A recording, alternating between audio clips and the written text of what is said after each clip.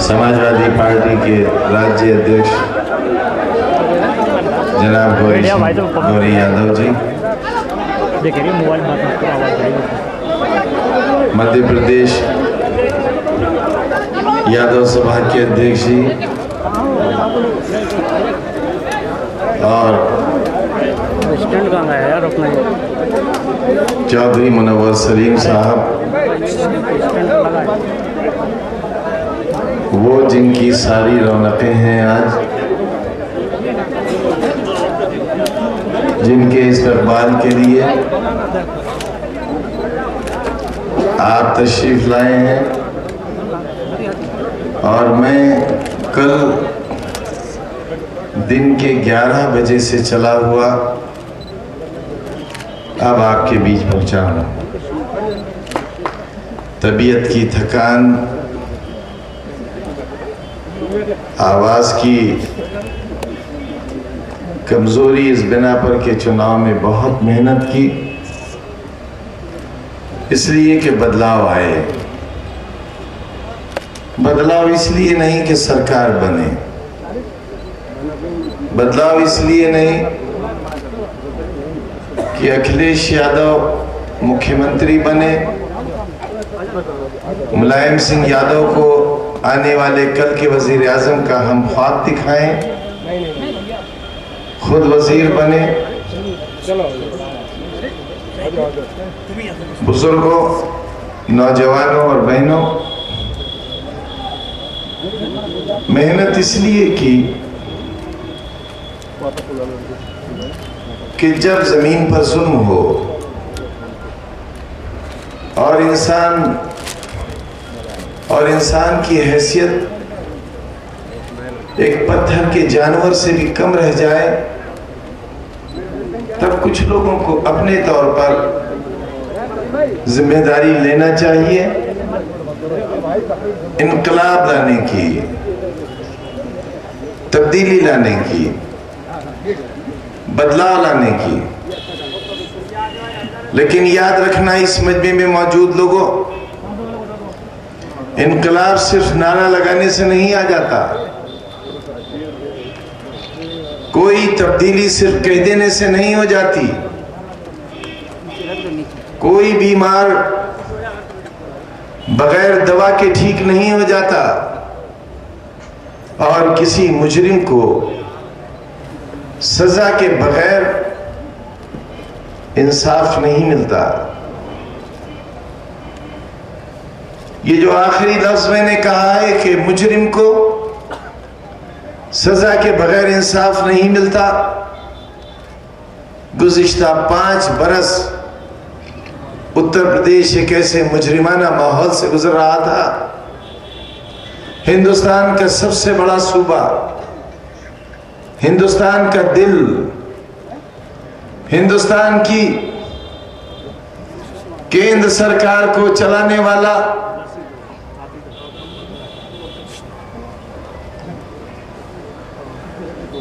करा रहा था। उत्तर प्रदेश के खजाने से 40,000 करोड़ के पत्थर खरीद लिए गए। 40,000 करोड़ से अगर उत्तर प्रदेश में शक्कर के कारखाने लगे होते तो 410 कारखाने लग जाते। एक हाथी पत्थर का और उसकी कीमत 80 लाख रुपया। एक प्रतिमा, एक मूर्ति, उसकी कीमत 3 करोड़ रुपया।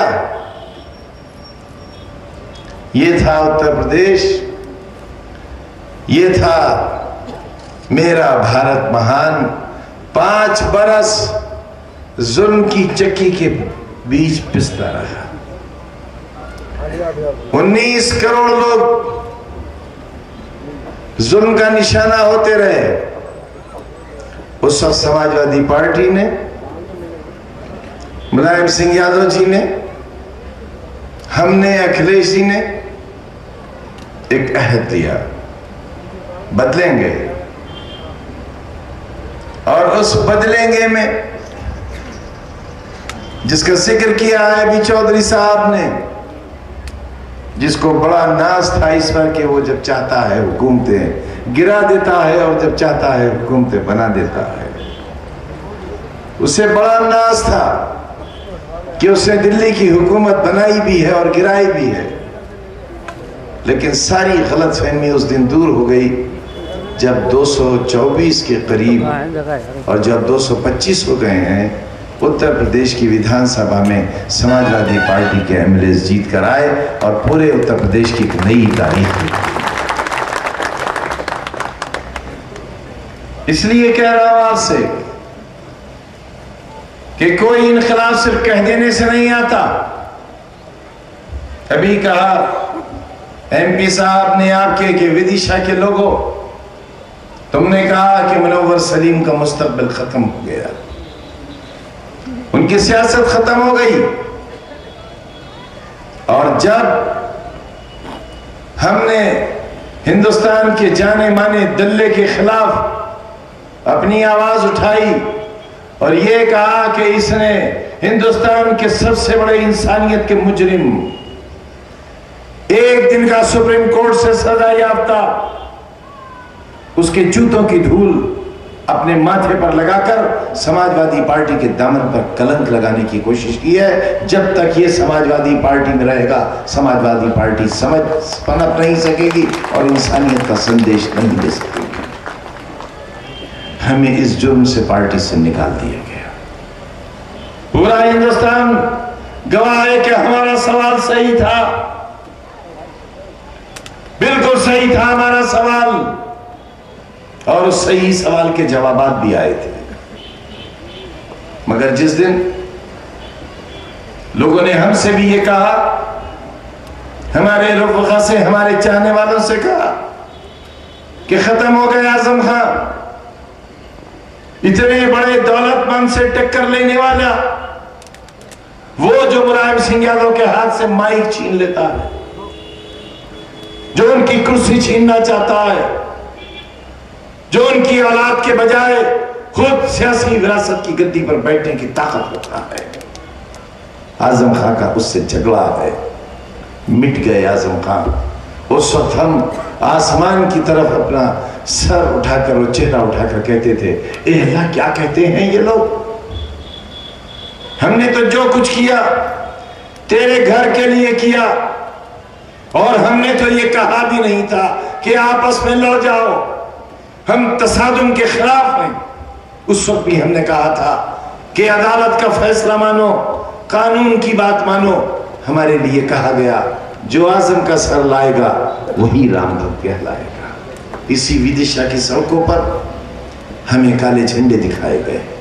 हमने किसी बच्चे को अपना दुश्मन नहीं माना, हम जानते थे वो नादान है, और विदिशा से अपना रिश्ता भी नहीं तोड़ा। हमेशा आपकी एक आवाज पर, मुनव्वर सलीम साहब की आधी आवाज पर, जो रास्ते में ही होती होगी, हम अपने सफर का आगाज कर देते थे और विदिशा का रास्ता क्या। और कहने आए हैं आपसे कि हमें भी यही कहा था कि खत्म हो गया आजम खान। तब आसमान ने जवाब दिया और आसमान की रहमतें नाज़िल हुई, और वो शख्स जो समाजवादी पार्टी के लिए कलंक बन चुका था, समाजवादी पार्टी से निकाल दिया गया।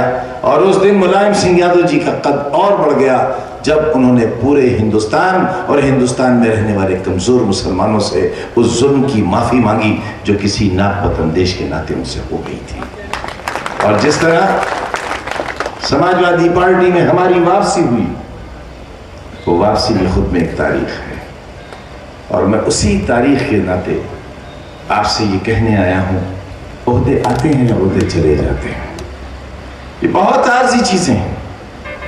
हम 3 बार पहले भी वजीर हुए, आज फिर आए।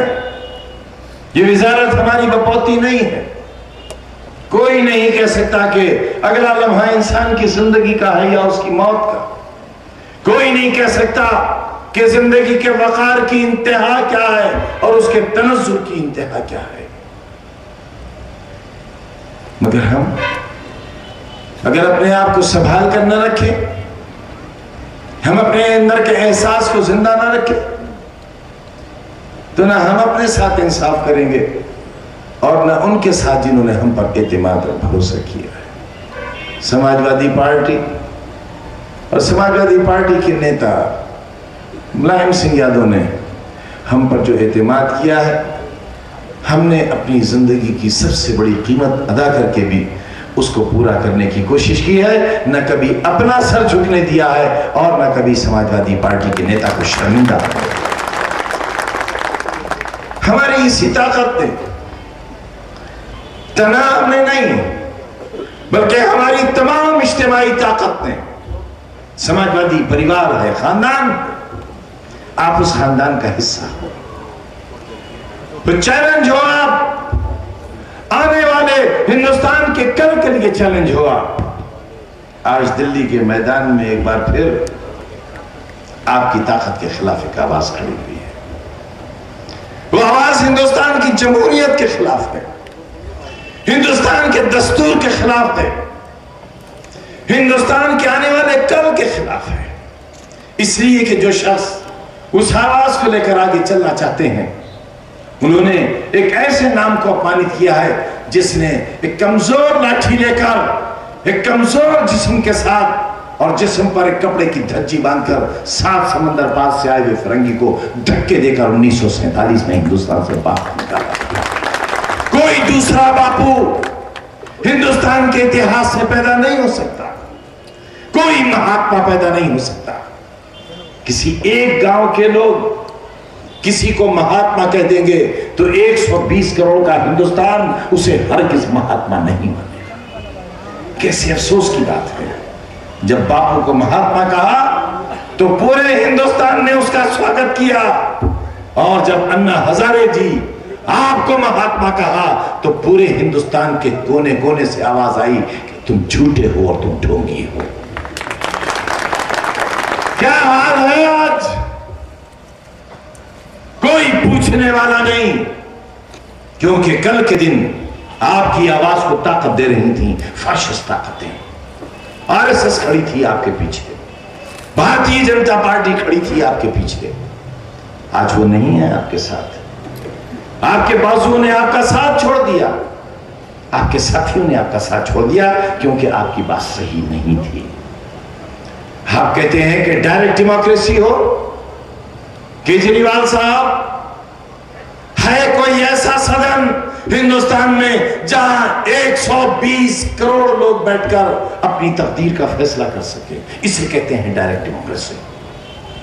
हिंदुस्तान के 120 करोड़ में से 110 करोड़ वो नादान लोग जो भोले हैं, जो कानून से नावाकिफ हैं, जो संविधान से नावाकिफ हैं, तुम्हारी टेलीविजन के पर्दे की आवाजें उन्हें मुतासिर कर सकती हैं और मायूस कर सकती हैं। लेकिन तमाम मीडिया की मदद के बावजूद, तमाम मीडिया की सपोर्ट के बावजूद, तमाम चैनल्स की मदद के बावजूद अन्ना हजारे जी आप ये संदेश भी नहीं दे सके कि आप राष्ट्र के तो भले, आप एक गली के नेता भी आज साबित नहीं हो रहे, और दिल्ली की सड़कें आपकी क़यादत का मजाक हो रही है। क्यों? इसलिए कि आपने मुल्क को कमजोर करना चाहा, आपने लाकानूनियत फैलाना चाहिए, आपने एनार्की फैलाना चाहिए, आपने अराजकता फैलाना चाहिए, और जवाब नहीं दिया आपने कि आपके साथ काम करने वाले लोग किस मुल्क के एजेंट हैं और किस एजेंसी के लिए काम करते हैं।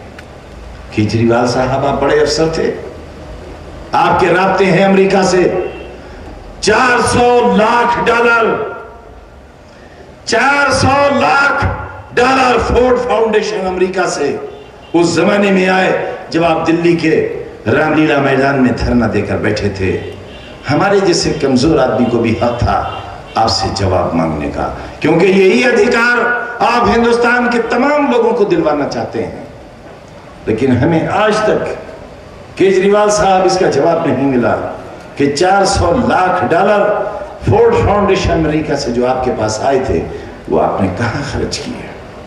आप ही के एक साथी प्रशांत भूषण ने एक उसूल तय कर दिया कि जहां के लोग हिंदुस्तान की हुकूमत के साथ, हिंदुस्तान की सरहदों के साथ, हिंदुस्तान के लोगों के साथ नहीं रहना चाहते, उन्हें हिंदुस्तान से अलग हो जाने का हक है। आपने कश्मीरियों को हिंदुस्तान से अलग होने की वकालत की, पैरवी की। इसका मतलब यह हुआ कि अरुणाचल से भी आवाज उठी थी कि हमें अलग किया जाए, उन्हें भी अलग करो।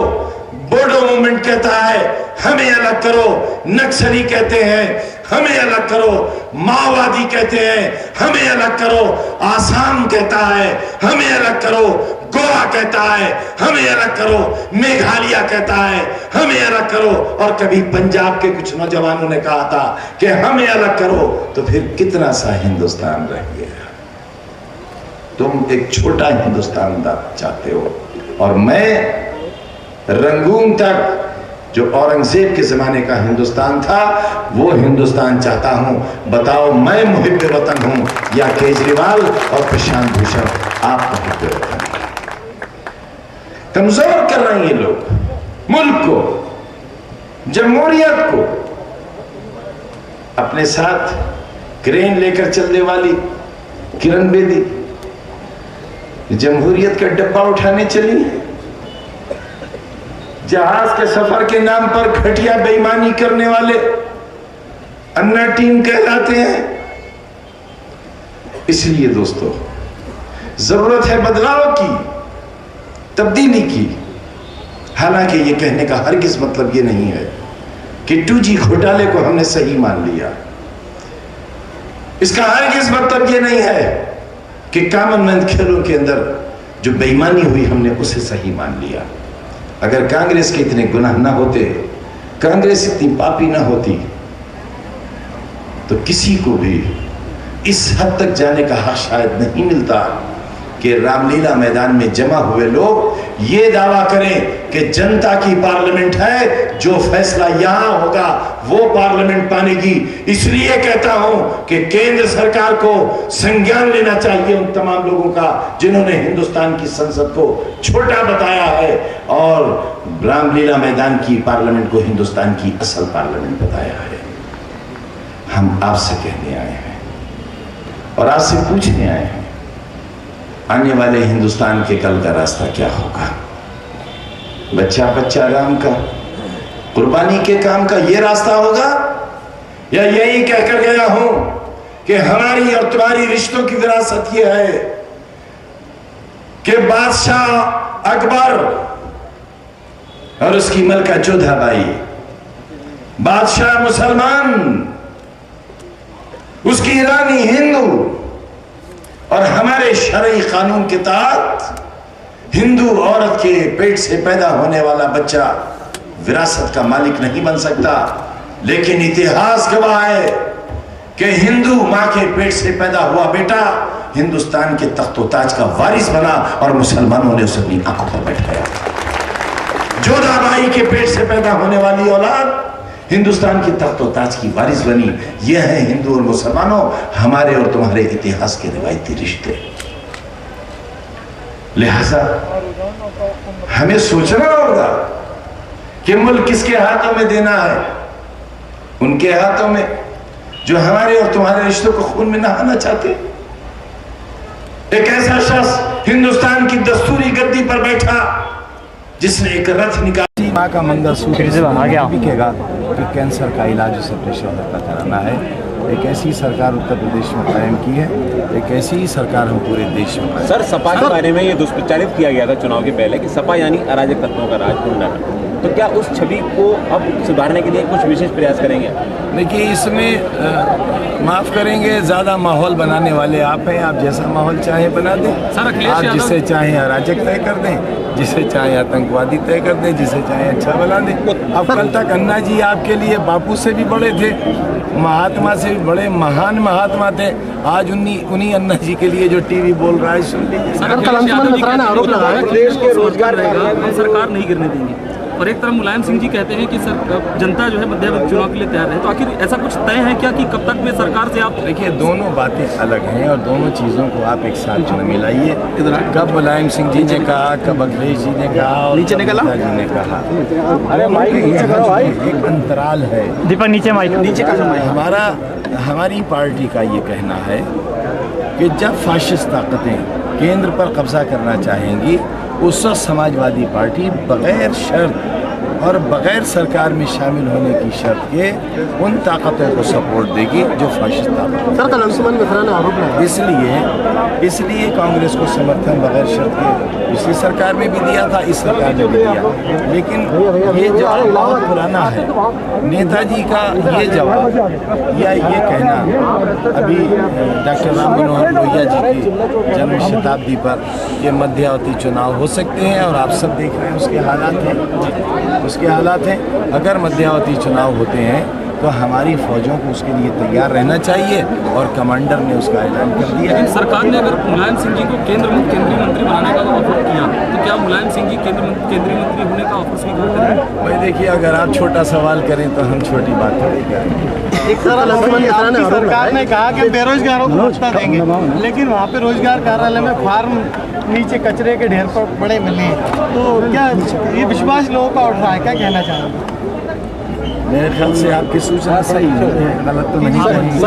सर अमर सिंह जी का रोल अब क्या मानते हैं भारतीय राजनीति में, अब क्या बचा? उम्रों में जो अब थोड़ा सा हम भी उन पर रहम करें, आप भी रहम करें।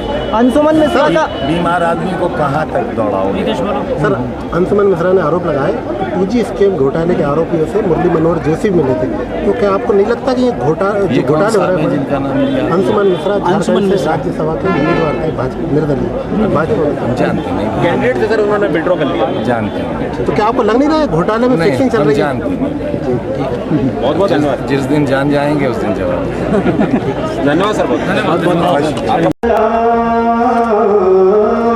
आज़म की अज़मतों को करे से आप यहाँ सिलवानी, रायसेन, वेरसगंज, बेगमगंज, सिरों 21 करोड़ या 21 अरब रुपए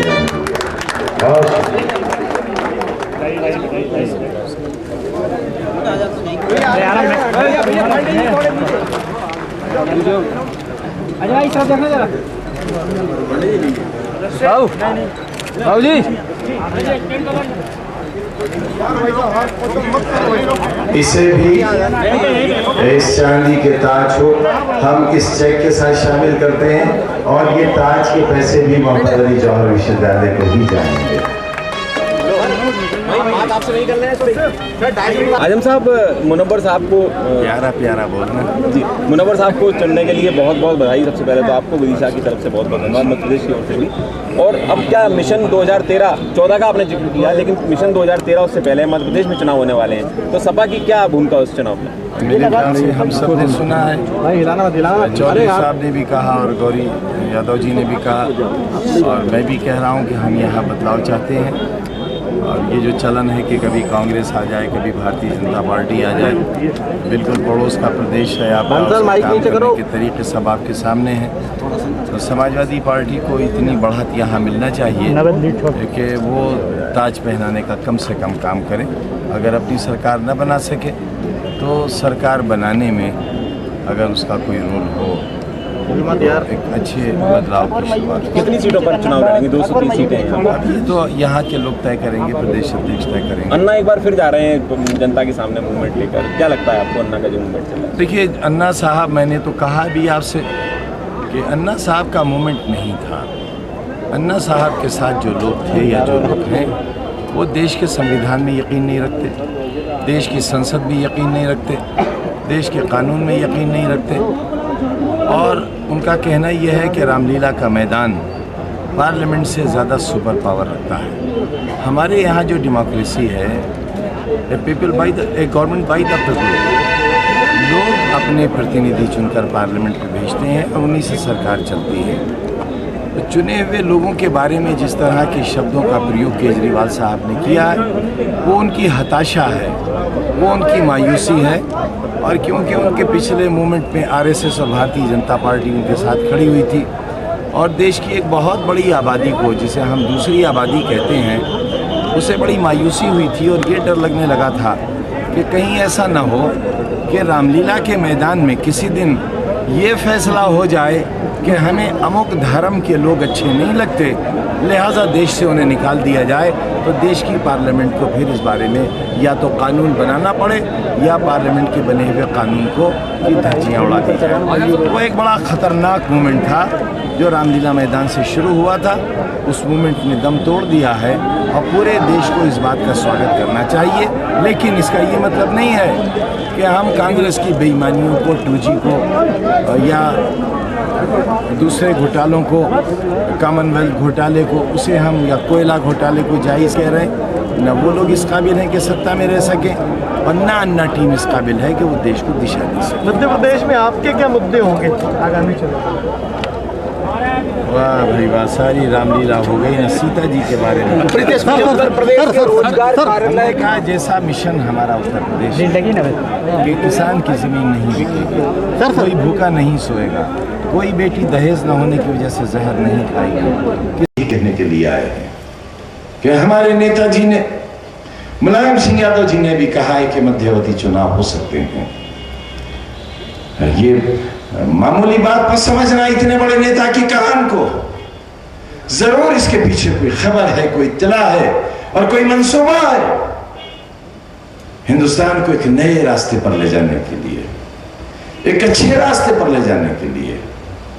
जो समझौता है मध्य प्रदेश में के गद्दी कभी भारतीय जनता पार्टी के पास और कभी कांग्रेस के पास, इस समझौते के खिलाफ लामबंद होने की जरूरत है, एक ताकत बनने की जरूरत है। मैं कहने आया हूं कि ये दो भाई किसी जमाने में एक जिस्म के दो बाजू हुआ करते थे, जिन्हें गौरी यादव और चौधरी मुनव्वर सलीम कहा जाता था।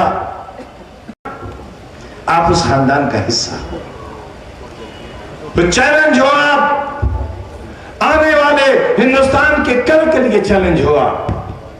आज दिल्ली के मैदान में एक बार फिर आपकी ताकत के खिलाफ एक आवाज खड़ी हुई है। वो आवाज हिंदुस्तान की जमहूरियत के खिलाफ है, हिंदुस्तान के दस्तूर के खिलाफ है, हिंदुस्तान के आने वाले कल के खिलाफ है।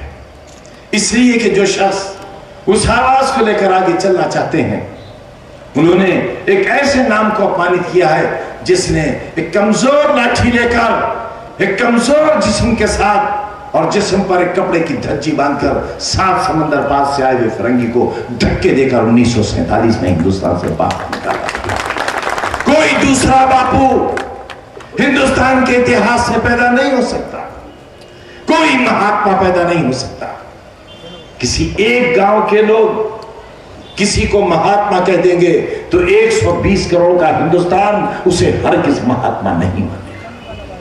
कैसे अफसोस की बात है, जब बापू को महात्मा कहा तो पूरे हिंदुस्तान ने उसका स्वागत किया, और जब अन्ना हजारे जी आपको महात्मा कहा तो पूरे हिंदुस्तान के कोने कोने से आवाज आई कि तुम झूठे हो और तुम ढोंगी हो। क्या हाल है आज,